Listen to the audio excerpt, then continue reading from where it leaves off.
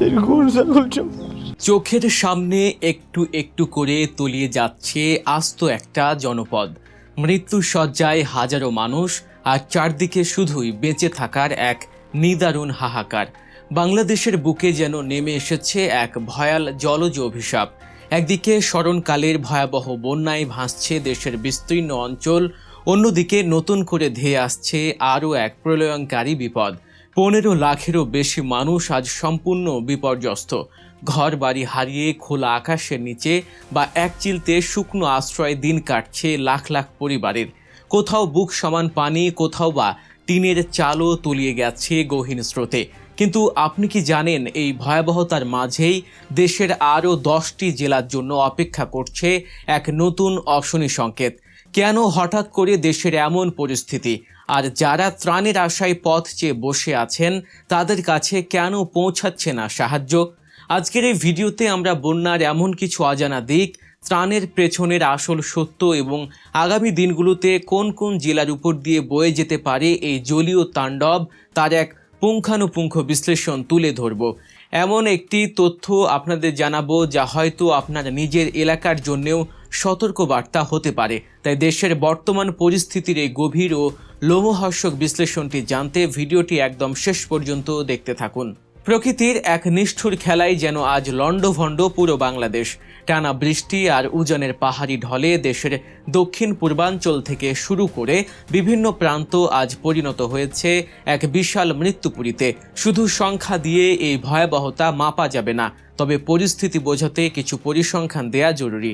সরকারি ও বেসরকারি বিভিন্ন সূত্রের সর্বশেষ আপডেট অনুযায়ী এখন পর্যন্ত বন্যা ও পাহাড় ধসের কারণে সারা দেশে মৃতের সংখ্যা ছাড়িয়েছে 51 জন।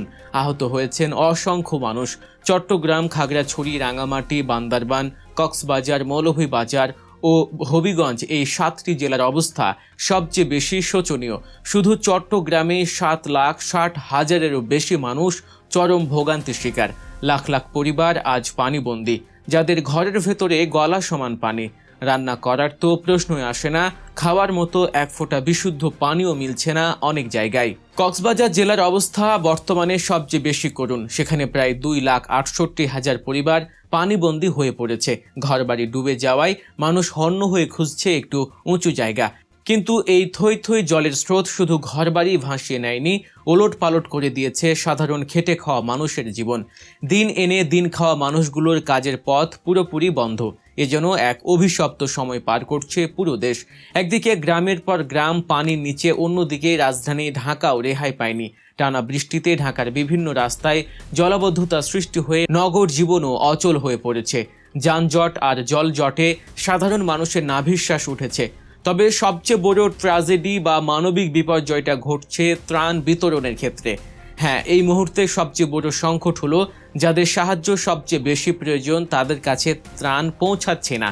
দুর্গত এলাকায় চাহিদার তুলনায় ত্রাণের পরিমাণ এতটাই নগণ্য যে সেখানে রীতিমতো হাহাকার চলছে। জরুরি ঔষধ, বিশুদ্ধ পানি আর শুকনো খাবারের অভাবে তৈরি হয়েছে এক ভয়াবহ মানবিক সংকট।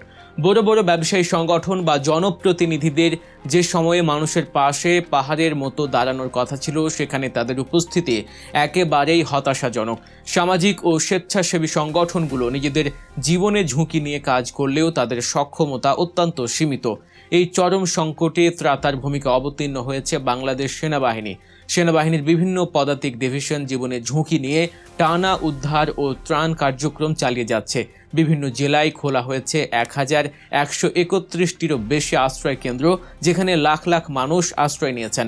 কিন্তু একবার ভেবে দেখুন তো, এই আশ্রয় কেন্দ্রগুলোর ভেতরের চিত্রটা কেমন?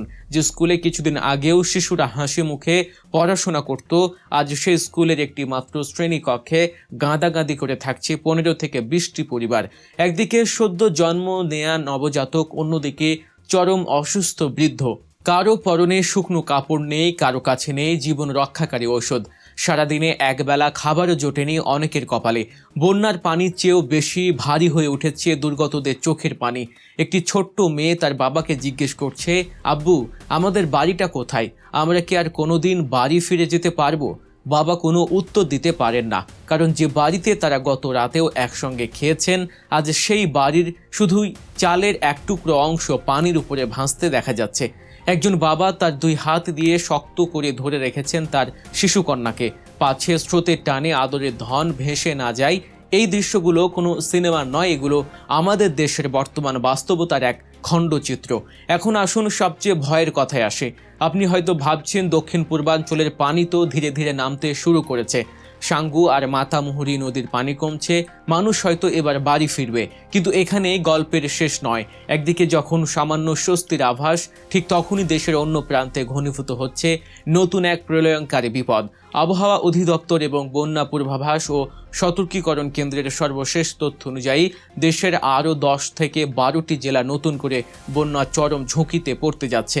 এই নতুন বিপদের কারণ মূলত 3টি: দেশের অভ্যন্তরে ভারী বৃষ্টিপাত, উজানের ঢল এবং আগের বন্যার ক্ষত। আবহাওয়া দফতরের পূর্বাভাস বলছে রংপুর, ময়মনসিংহ, ঢাকা, চট্টগ্রাম ও সিলেট বিভাগে অতি ভারী বৃষ্টির সম্ভাবনা রয়েছে। এর পাশাপাশি ভারতের মেঘালয়, আসাম এবং পশ্চিমবঙ্গেও চরম বৃষ্টিপাত হচ্ছে। এই উজানের পানি পাহাড়ি ঢল হয়ে সরাসরি বাংলাদেশের সিলেট, ময়মনসিংহ এবং উত্তরাঞ্চলের নদীগুলোতে এসে পড়বে। উত্তরাঞ্চলের পরিস্থিতি ইতিমধ্যে আশঙ্কাজনক হতে শুরু করেছে। বিশেষ করে তিস্তা নদীর পানি নিয়ে সতর্কতা এখন সর্বোচ্চ পর্যায়ে। আগামী কয়েক ঘন্টার মধ্যেই তিস্তার পানি বিপদ সীমা অতিক্রম করতে পারে বলে আশঙ্কা করা হচ্ছে, যার ফলে নীলফামারী, লালমনিরহাট, রংপুর, কুড়িগ্রাম এবং গাইবান্ধা এই জেলাগুলো নতুন করে প্লাবিত হওয়ার প্রবল ঝুঁকিতে রয়েছে। তিস্তা, ধরলা এবং দুধকুমার নদীর পানি বৃদ্ধির কারণে উত্তরাঞ্চলে যে নতুন মানবিক বিপর্যয়ের আভাস পাওয়া যাচ্ছে তা দেশের সার্বিক পরিস্থিতিকে আরও জটিল করে তুলবে। অন্যদিকে উত্তর পূর্বাঞ্চলের সিলেট, সুনামগঞ্জ, নেত্রকোনা, শেরপুর এবং ময়মনসিংহেও নতুন করে শঙ্কা দেখা দিয়েছে। সুরমা, সারিগোয়াইন, জাদুকাটা, সোমেশ্বরী, ভোগাই এবং কংস নদীর পানি দ্রুত বাড়ছে। অর্থাৎ এই মুহূর্তে বাংলাদেশ এক অভূতপূর্ব ট্রিপল থ্রেট বা ত্রিমুখী সংকটের মুখোমুখি। একদিকে দক্ষিণের ধ্বংসযজ্ঞ, অন্যদিকে উত্তরের নতুন বন্যা এবং একই সাথে উপকূলীয় এলাকায় 3 নম্বর স্থানীয় সতর্ক সংকেত। সমুদ্র উত্তাল থাকায় উপকূলীয় এলাকার মানুষদের এবং জেলেদের জন্য পরিস্থিতি আরও ভয়াবহ হয়ে উঠেছে। কৃষিখাতে এই বন্যার আঘাত কতটা ভয়াবহ তা হয়তো আগামী কয়েক মাস পর আমরা হাড়ে হাড়ে টের পাবো। এখন পর্যন্ত পাওয়া তথ্য মতে প্রায় 8,000 হেক্টরেরও বেশি জমির ফসল সম্পূর্ণ তলিয়ে গেছে। সারা বছর যে ফসলের দিকে তাকিয়ে কৃষকরা দিন গোনেন, সেই সোনালী স্বপ্ন আজ বন্যার কর্দমাক্ত পানিতে মিশে গেছে। অনেক কৃষক ধার দেনা করে ফসল ফলিয়েছিলেন, আজ তারা পুরোপুরি নিঃস্ব।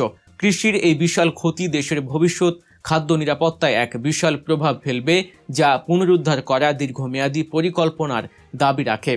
সম্মানিত দর্শক, এই পরিস্থিতি একা কোনো সরকার বা বাহিনীর পক্ষে সামাল দেওয়া সম্ভব নয়। এটি এমন একটি সময় যখন পুরো জাতিকে ঐক্যবদ্ধ হতে হবে।